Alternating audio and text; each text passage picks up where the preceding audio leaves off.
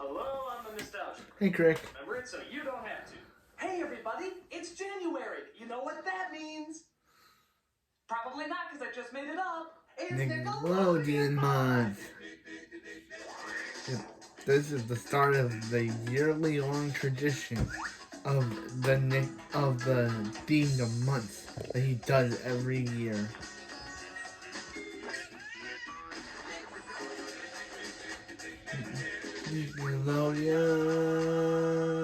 Nickelodeon, the first television network made for kids, by kids. Well, okay, not by kids, that would be stupid, but certainly the first television network for kids. This was a groundbreaking channel with a groundbreaking notion. And what did this groundbreaking creation give us?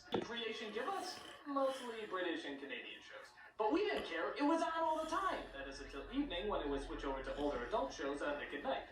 But even those were so implausible and ridiculous that we enjoyed them too. But let's be honest, after a while there's only so many reruns and syndicated shows that they could run. So Nickelodeon finally made the logical choice to produce their own material. And what was the result? Nicktoons, a series of cartoons made specifically for the Nickelodeon channel. There were many of these cartoons, and they even continued the trademark name of Nicktoons even to this day. But we were there when they first popped up, and don't you forget it. So, let's take a look at one of their finest and certainly strangest of shows, Ren and Stimpy. A lot of people had mixed feelings towards this cartoon, and there's a good reason. It's friggin' insane. Little made sense, and half the time the humor came from just how totally out of control and psychotic it was. And it kicked ass! Sure, it was gross and vulgar, but on the other hand, it was gross and vulgar. Kids love that kind of stuff, and this was one of the first cartoon shows to totally engross us in it. I mean, no other cartoon looked or acted like this. It was something completely different. So, how do I really describe what this show is like? Well, it stars a big dumb cat named Stimpy and an angry Mexican chihuahua named Ren. You sick little monkey! And the rest, in all honesty, is pretty much like talking to a kid on the ultimate of sugar highs. Hey kid, what do you want to see on TV? I don't know. Have some candy. I want to see a dog and cat dancing around like Jello. Then I want to see them hit their butts together because butts are funny. Then I want them to tell my grandmother to suck eggs. I'll teach your grandmother to suck eggs. And then I want them to take a hammer and smash themselves on the head with it.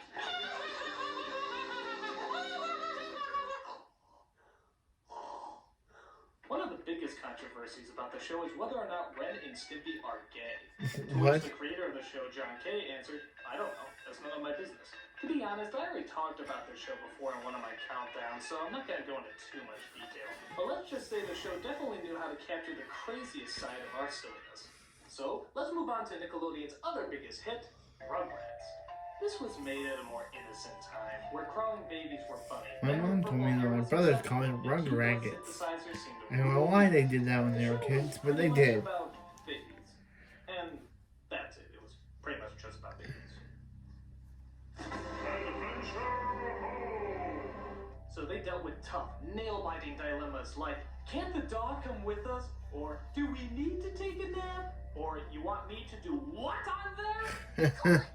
Potty tray. Actually, this episode is probably one of the most famous, as it talks about what all little kids love to talk about, shitting. They're trying to make me use that instead of my diaper. Aw, that can't happen. Yeah, how's it gonna fit in your pants? Oh, this is just too precious. Maybe you could just stop pooping altogether. And that's just gross. Maybe you could put a lot of napkins in your pants and use them like a diaper. That's even grosser. Maybe you could poop in your room and hide it in your toy box. Okay, stop! Yeah. Stop! Look, whether you call it poopy or poo-poo or whatever, it's still shit! You're talking about shit! Knock it off! You're grossing me out! They really had to show. That's charming. They can't make me. I'm gonna wear my diapers forever, and nobody is gonna stop me. Don't worry, kid. When you get to be 80, you have to wear them again anyway. Speaking of Oh, growing up, what? I always imagine what these kids would look like when they eventually got older. I think Well, everybody we did did. have a show called that, called All Chucky Grown would Up. grow up to be Garth. Tommy would grow up to be Paul Giamatti. Twins would grow up to be John and Joan Cusack because they already look alike. And the always power-hungry Angelica, well, for some reason I always saw her as Hillary Clinton. Hillary It's just the Clinton. first thing that popped in my head. Actually, something I always noticed about these cartoons is that they always open in a strange way. That is, they usually do an extreme close-up of something and then eventually back off to show us what it is. That sounds fine and good, but what happens when the image almost looks perverted like this one?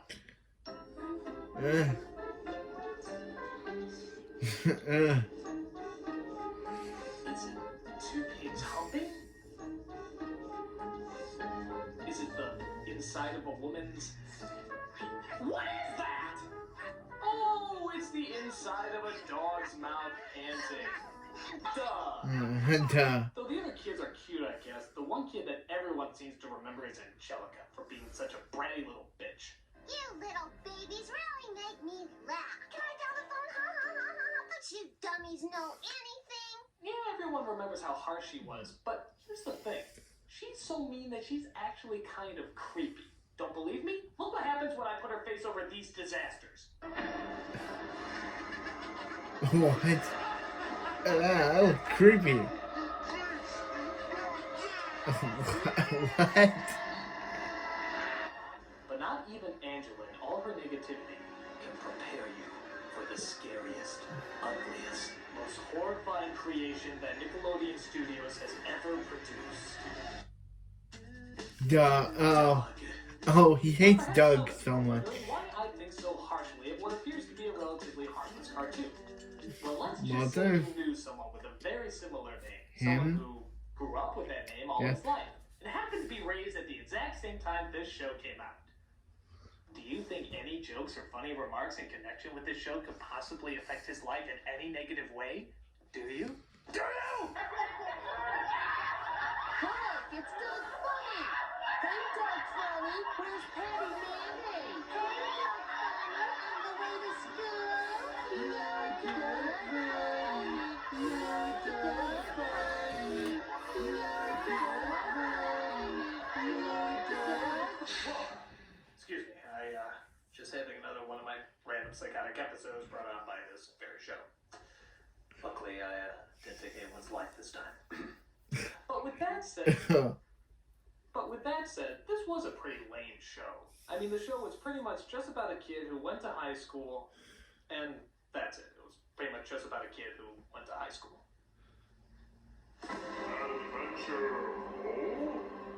Doug, or Doug Funny, if you want to know his full name, has some very odd friends like Mosquito Valentine, Bud Dink, his dog Pork Chop, and Patty Mayonnaise. What is up with these names? What, you didn't have room for Johnny Picture Frame, Larry Toilet Paper, or Susie Contraceptive?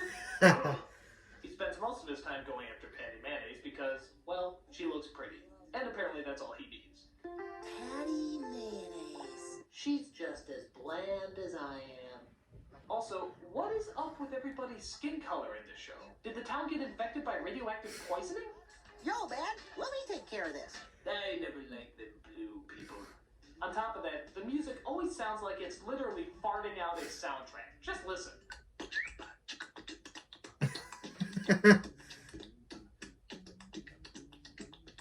We're gonna need a faster tempo. Howard, more pork and beans. There's also this bully named Roger who constantly tries to make Doug's life a living hell. Why? Because all kids with leather jackets are just bullies now. Didn't you know that? It's like an official law. He also travels around with his pet cat named Stinky, who probably lives up to his namesake. This show is so unrealistic. I mean, what kind of boy would travel around with And whose last name is Funny? Doug Funny. Is that Oh, it's Lucas. The best way to describe this show is kind of like the early episode of The Simpsons. They're not funny, not well animated, and surround you in a world of awkward uncomfortableness. But whereas The Simpsons got funny, Doug just psychologically tortured me for life. I mean, psychologically tortured anyone named Doug for life. Next show! Rocco's Modern Life. This show is kind of like Ren and Stimpy, except maybe a little bit more reserved and not quite as controversial.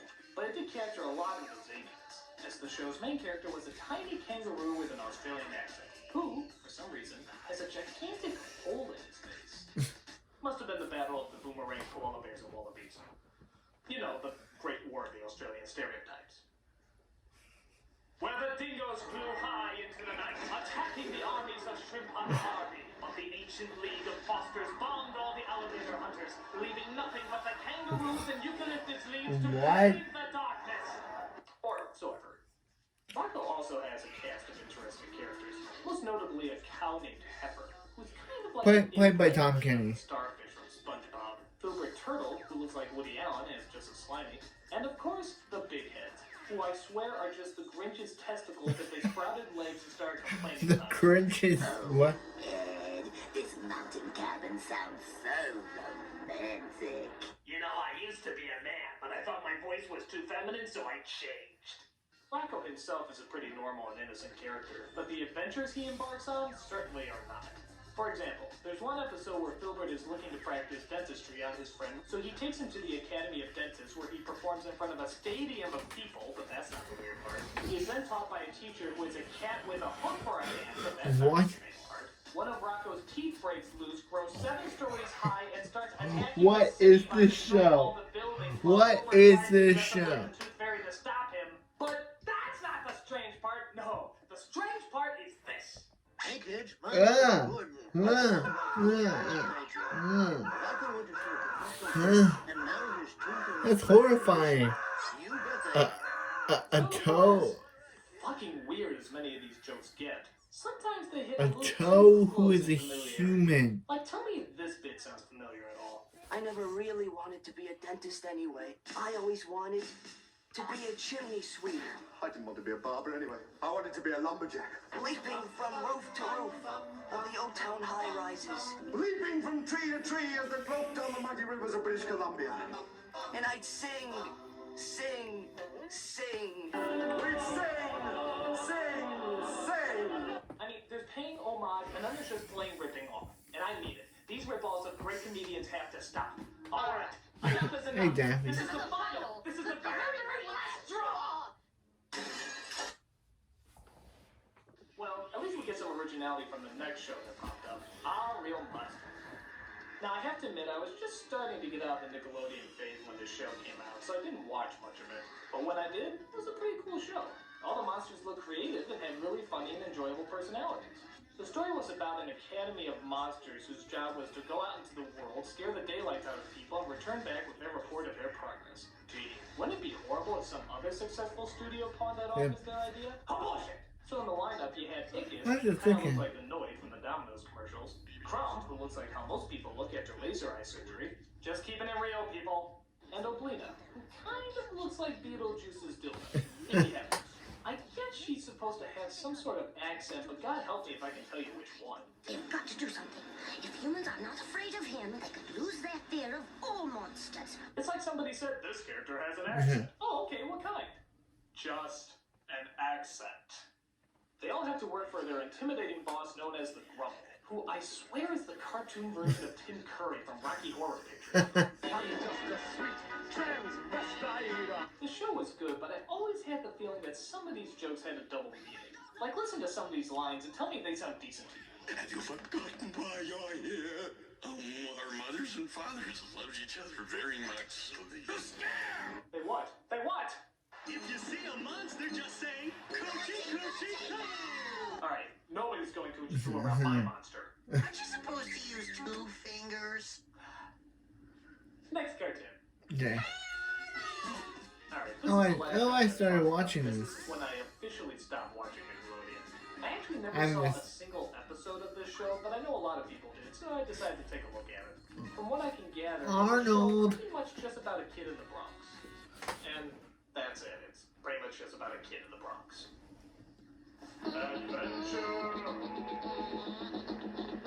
It's a tough I started time watching when kids here, walk Arnold, like but I that. haven't That's gotten a back West to it Side yet. Story. Girls repeatedly shout the word Arnold for some strange reason. Arnold! Arnold! Arnold! And an army of boys against an army of girls ultimately results in the boys very politely stepping out of their way. I'm right! There's a boy named Arnold who is blessed without the pressures of having a personality. His best friend Gerald, the one black person that every white person claims to know. And then there's Helga, who's so tough that she actually names her fists. You're gonna have to answer to Oh, Betsy. yeah, That's go not old so Betsy. tough. I name my fist too. This is Glenda and Pancake. No, it doesn't seem very threatening, but when you look at the, chop! If they had to deal with tough, nail-biting city drama that everybody in the Bronx has to deal with. Like, We're stuck downtown. I'm a strawberry, and we don't have any money. again? Even though Helga constantly makes fun of Arnold, she secretly has a crush on him that quite literally drives her to madness. Oh, my poor lost sweetheart. How I love you. And yet I hate you. And yet I love you. And yet I hate you. And yet I love you.